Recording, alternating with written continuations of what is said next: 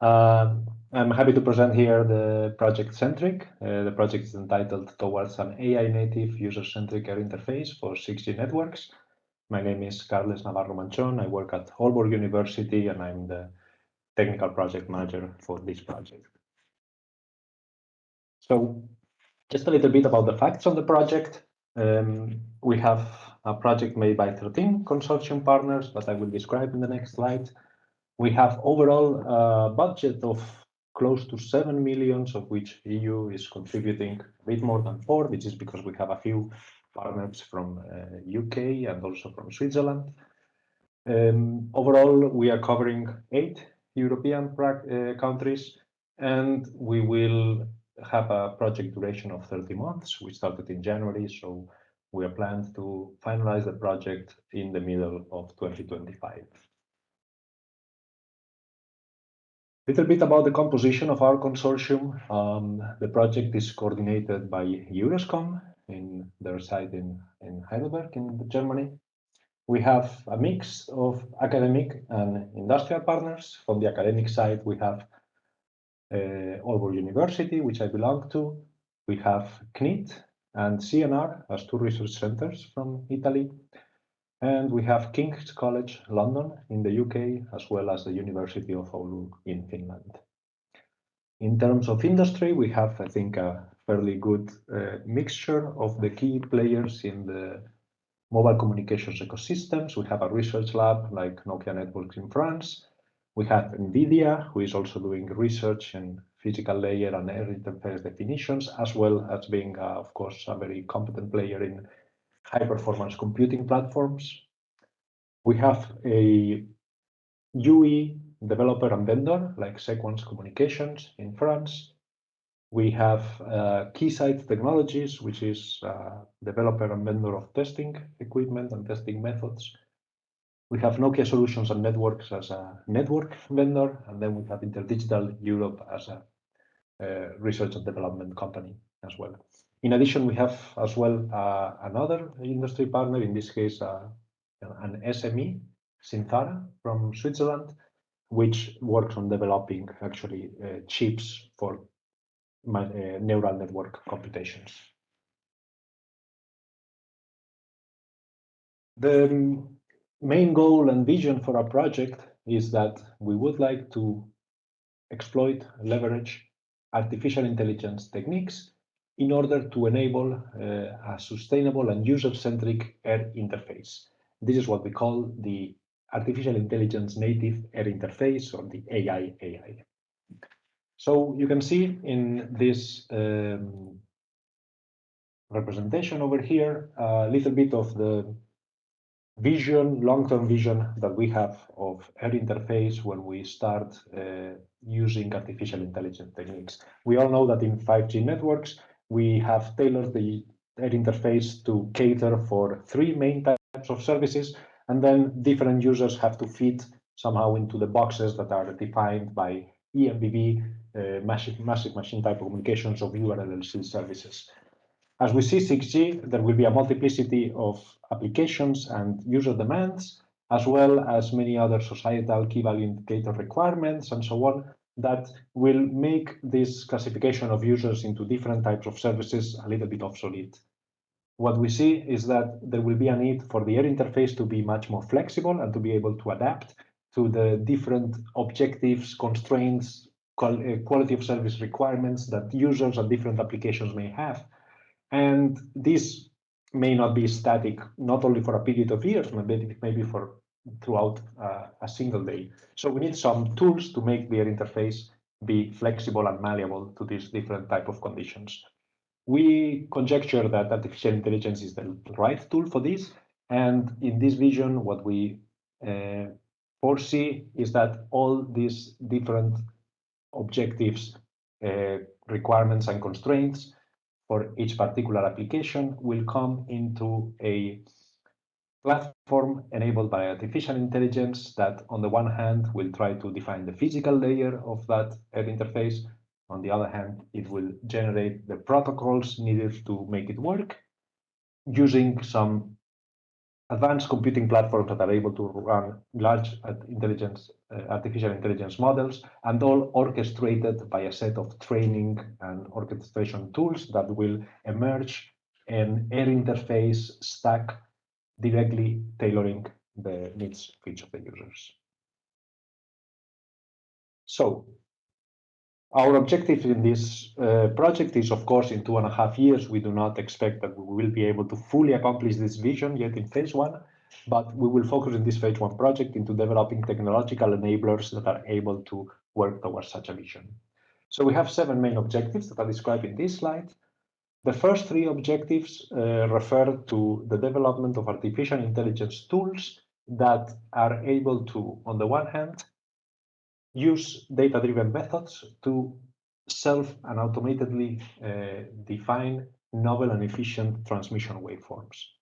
We all know that in 6G, the range of spectra is going to be larger than in previous systems, so we probably need more customization of our waveforms to the different frequency ranges and transceiver constraints that we will have. At the same level, we also want to develop AI methods for the development of novel and efficient transceiver architectures, for instance, MIMO receivers, MIMO precoding schemes, etc. And we also aim to develop currently and fairly novel tools to allow for the emergence based on data-driven methods of communication protocols. Though this artificial intelligence enabled driven method will have to work on some computing substrate, some hardware that is able to deal with the large amount of computations that this vision will necessitate. So we also aim to define methods for co-design of energy efficient artificial intelligence native transmitters. So this means not only designing the algorithm, but also taking into account the hardware constraints and even developing further the hardware so that they can take care of those. In addition, we will also need, if we have all these different artificial intelligence driven components, we will need to have kind of overall layer that is able to orchestrate and organize training and monitoring of the different artificial intelligence models that will be running on the network. So that's also a target of our project. Eventually, since we are proposing quite a big paradigm shift on how air interface is designed and how it works, we will also need to develop novel tools to validate that the air interface performance is as expected and that is able to continuously adapt and keep up to date with the changes in the environment. And further, of course, we also have objectives to demonstrate, disseminate, and impact future products with our AI concepts. A little bit about the structure of the project. We have organized it into four technical work packages complemented by 2 more administrative work packages of management and dissemination. The technical work, which is the one described here, is organized into 4. We have in work package 3 the work package that will take care of developing methods for the physical layer. In work package 4, we will develop methods for the medium access control and radio resource management layers. Work package 2 will take care of the training environments for artificial intelligence models and also the hardware design to run those models. And finally, work package 5 will take care of developing these new testing tools that are able to assess the methods we will develop. All in all, we have organized the project into trying to propose enhancements into 7 different technical innovation areas and amounting to a total of 18 technical enablers, which I will very briefly describe in the following. The first area of interest for CENTRIC is that of using end-to-end data-driven methods to develop novel waveforms and modulations. The main idea here is coming from a pioneering work by Jakob Hoydis, one of the partners of our project in NVIDIA, in which we try to formulate a whole transceiver chain as a single neural network model, including the channel. That allows us to train from the transmitter to the receiver a full neural network that is able to obtain optimize some end-to-end performance target. using this framework, we will apply it to try to optimize several parts of the air interface in targeted use cases that specifically relevant for 6G, such as terahertz communications, short packet transmissions, and also novel modulations outside the typical QAM types. A second area of focus of the project will be MIMO communications. Of course, we know that these have been very important in 5G, and they will, as we have seen in the previous project presentation, there will be new techniques that will also be important coming into 6G. So we will develop machine learning methods to improve several parts of the MIMO processing. Very shortly, we will focus into the development of neural network-based receivers for multi-user massive MIMO scenarios, particularly with large number of users. We will also apply machine learning techniques to improve the framework for CSI acquisition and precoding in massive MIMO systems. And lastly, we will also target the development of machine learning methods for integrated sensing and communications, particularly millimeter wave or sub-terahertz communications. Another area of interest is that of the development of communication protocols, whether it is medium access control methods or radio resource management algorithms. Here, the main idea is that rather than having protocols that are designed by hand by humans, we would have some devices that have some communication objectives and quality of service requirements that will be exchanging information with each other and little by little enhancing their policies in order to come with a communication protocol that is specifically targeted to their particular application. Here, I want to highlight maybe two application examples. One is that of deriving protocols for communication and control co-design. The second one could be that of deriving protocols for transmission mode selection in, for instance, DES deployments with several subnetworks. A fourth technical area that we are targeting is that of sustainable and human-friendly radio resource management. Here, the idea is that very different or very varied family of requirements and objectives will come into a machine learning model that is able to optimize how the resources are allocated on the network, not only taking into account the communication targets like system capacity or select user capacity, but also, for instance, taking KVI measures into consideration. And here, for instance, one important one is that of having radio resource management algorithms that are able to keep EMF exposure within the legal limits.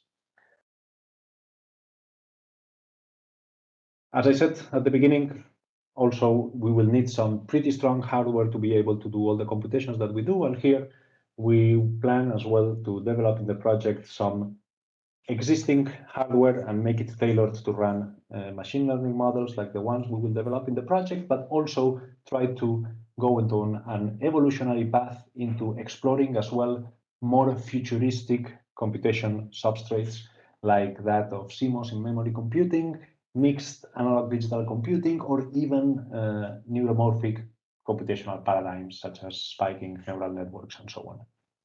Here, the key challenge that we have is that compared to typical applications of machine learning like image processing, the latency and throughput requirements in our communication systems, in particular at the physical level, are going to be 1 to 3 orders of magnitude larger than they are in other applications. So we definitely need to do some work there. But I have to hurry you, Carlos. Yes, I have 1 minute left, right? We'll have a sixth technical area where we develop monitoring and training environments that can take care of orchestrating all these different machine learning models. On the one hand, we explore a digital twin platform that can serve to train the machine learning algorithms without necessarily having to collect all the data on the field.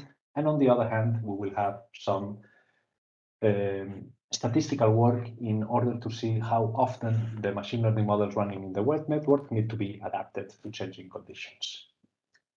And finally, the seventh technical area will be that of exploring testing methods for machine learning methods. The main challenge here is, of course, interpretability of machine learning models, and we will have to come up with novel techniques that can discover what is going wrong whenever the models are not up to performance. Finally, the last point of emphasis of the project will be that of try to show for our selected subset of the concepts that we will develop in the project, go all the way from the ideas design to experimental validation and be able to show this on the field. Of course, we aim to make some impact also in the standardization, but I think I'm running out of time, so I'll just leave with this little slide on a little bit of advertisement of our website and our social media mechanisms. Thanks everybody for the attention, and I'll be happy to answer any questions that you may have over the chat.